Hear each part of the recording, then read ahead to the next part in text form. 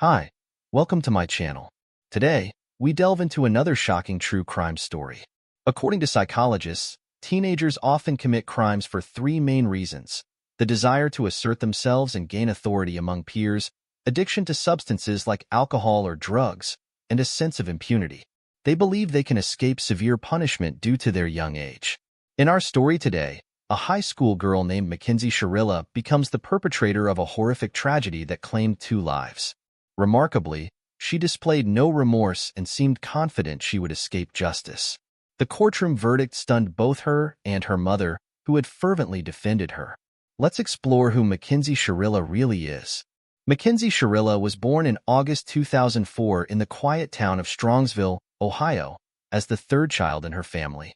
Her parents, John and Natalie Stevens, endeavored to raise their children with love and care, providing them with a good education and encouraging their pursuits.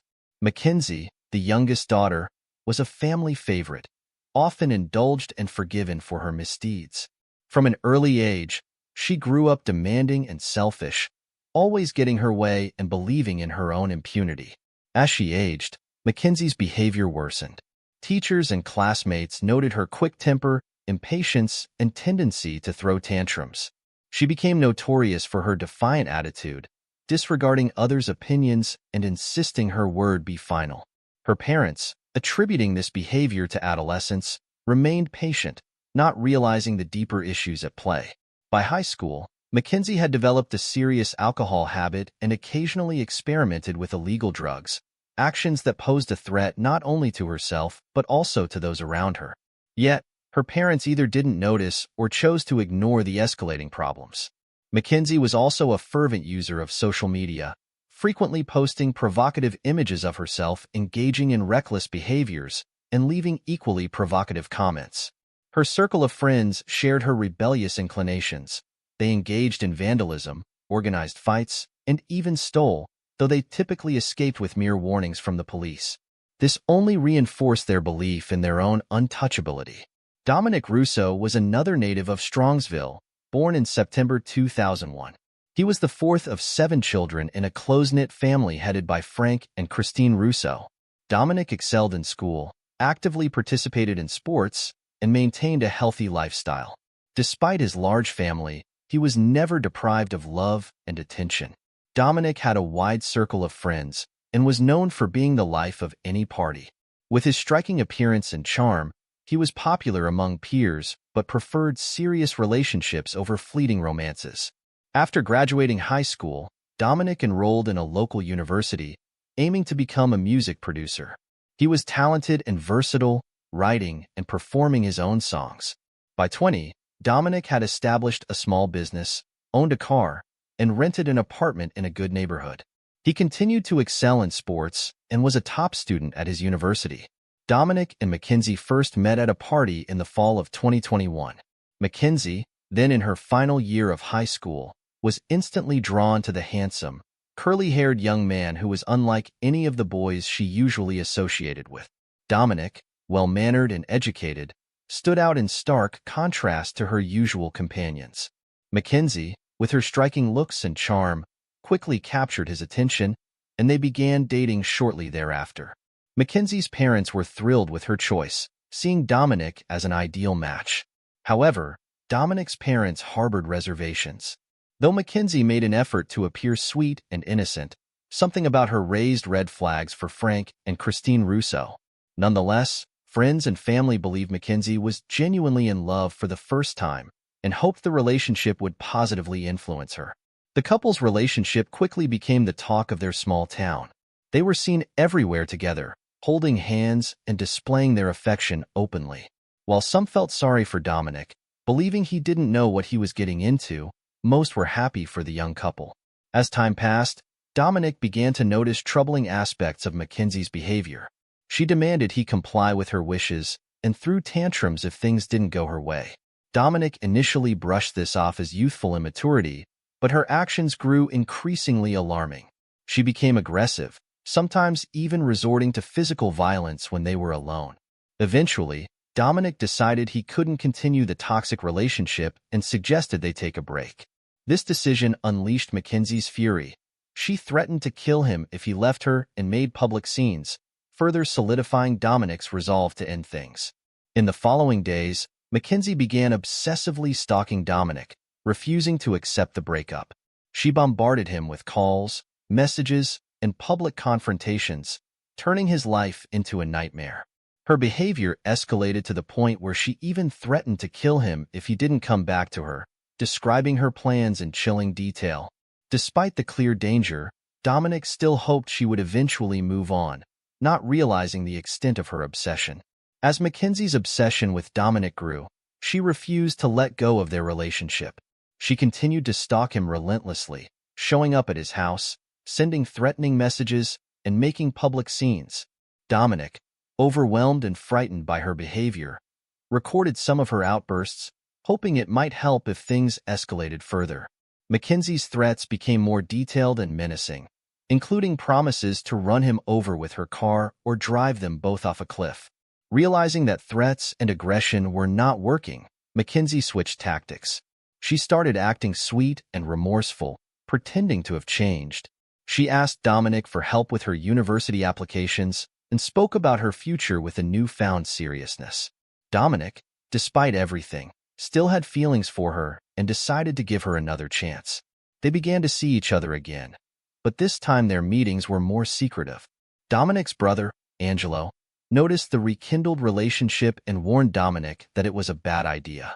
He sensed that Mackenzie hadn't genuinely changed.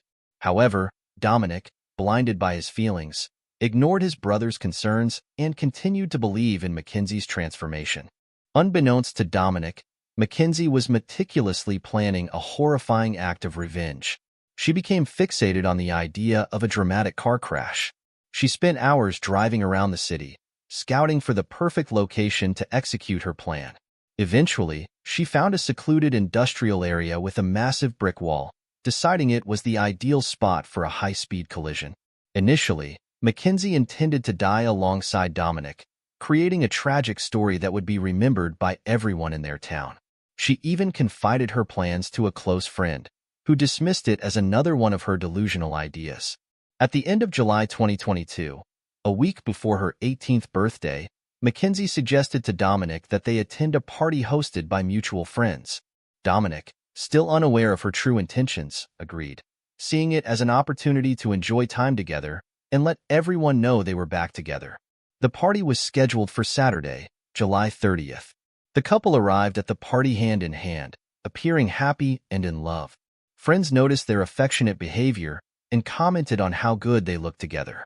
Throughout the night, they drank and mingled, but unbeknownst to everyone, Mackenzie secretly took illegal drugs to fortify her resolve and ensure she wouldn't back out of her plan. As the party wound down, Dominic and Mackenzie prepared to leave.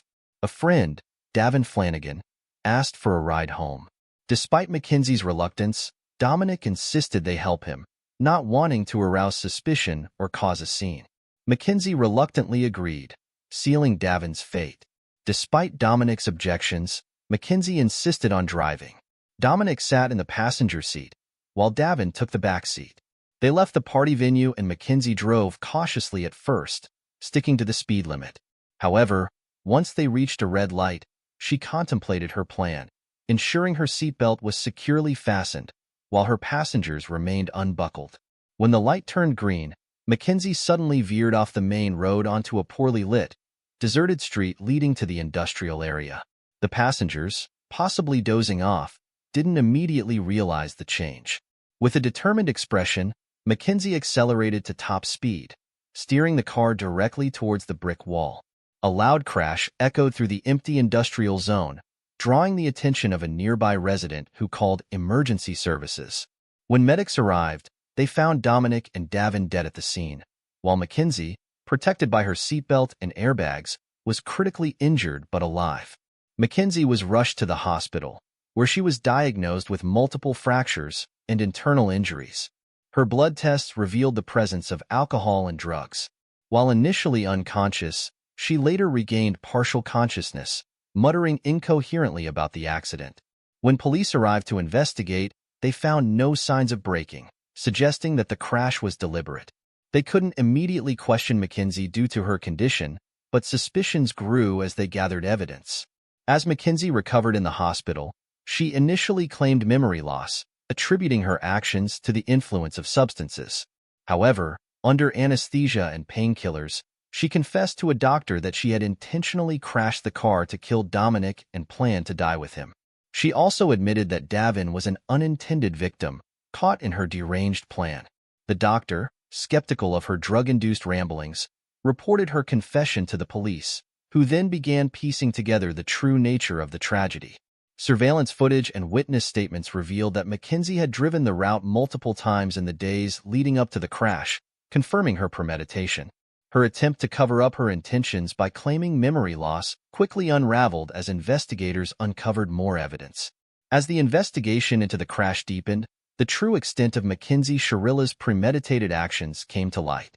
Surveillance footage confirmed that she had driven the route multiple times before the fatal night, clearly planning every detail. Witnesses also reported seeing her car in the industrial area on several occasions, further solidifying the case against her. After Mackenzie regained full consciousness and realized the gravity of her actions, she attempted to change her story. She now claimed she had no memory of the events due to the influence of alcohol and drugs. However, her earlier confession to the doctor, coupled with the overwhelming evidence, painted a different picture. Friends and acquaintances of Mackenzie started coming forward with disturbing accounts of her behavior in the days leading up to the crash. Some reported that she had spoken about her desire to harm Dominic, describing her plans in chilling detail. One friend recalled Mackenzie saying, "If I can't have him, no one will." Despite her attempts to feign ignorance and innocence, Mackenzie's cold and calculated nature became evident. She showed no genuine remorse for her actions and seemed more concerned about the consequences she faced rather than the lives she had taken. The police gathered enough evidence to charge Mackenzie with premeditated aggravated double murder and possession and use of controlled substances. The charges were severe, and given her age, there was intense debate about whether she should be tried as an adult. Ultimately, the decision was made to try her as a minor, which meant that the maximum sentence she could receive was significantly reduced. In the months following the crash, Mackenzie's behavior remained troubling. While out on bail, she was spotted attending concerts, partying, and living her life as if nothing had happened. Her social media accounts were active, showing her engaging in typical teenage activities, which only added to the outrage among the families of the victims. On November 4, 2022, Mackenzie was taken into custody, and the trial preparations began in earnest. The courtroom was packed with journalists, friends, family members, and curious onlookers, all eager to see justice served. The trial commenced on August 21, 2023, with Mackenzie facing the full weight of the law. During the trial, the prosecution laid out a detailed timeline of Mackenzie's actions, supported by surveillance footage, witness testimonies, and her own recorded threats. They painted a picture of a deeply troubled and dangerous individual who had meticulously planned the murder of her boyfriend and his friend. One of the most damning pieces of evidence was a recording Dominic had made of Mackenzie threatening him. In the recording, she could be heard saying, "I'll make sure you never leave me, even if I have to kill you." This chilling evidence left little doubt about her intentions. Mackenzie's defense team tried to argue that she was not in her right mind due to the influence of alcohol and drugs. They claimed she had no real intention of killing anyone and that the crash was a tragic accident. However, this defense crumbled under the weight of the evidence, especially her own confession and the premeditation demonstrated by her actions. The trial revealed a young woman who was used to getting her way, regardless of the consequences. Her entitled and narcissistic behavior shocked many who had initially believed in her innocence. The defense's attempts to portray her as a misunderstood teenager struggling with substance abuse fell flat as more details about her manipulative and violent tendencies emerged. On the final day of the trial, the judge delivered a scathing verdict. Mackenzie Sharilla was found guilty of all charges. Despite being tried as a minor, the severity of her crimes meant that she received the maximum possible sentence, 2 consecutive terms of 15 years each for the murders, to be served concurrently. This meant she would be eligible for parole in 15 years, at the age of 33. The judge's closing remarks highlighted Mackenzie's lack of remorse and the calculated nature of her actions. He expressed doubt that she would ever truly repent for her crimes, stating that she needed ample time to reflect on the gravity of what she had done. The families of Dominic Russo and Davin Flanagan expressed relief that justice had been served, though they continued to feel the deep pain of their loss. Mackenzie's family, on the other hand, remained in denial, vowing to appeal the decision, though their chances seemed slim. The trial of Mackenzie Sharilla concluded with her being sentenced to 2 consecutive terms of 15 years, each for the murders of Dominic Russo and Davin Flanagan. As she was led away in handcuffs, the courtroom was filled with a mixture of relief and sorrow.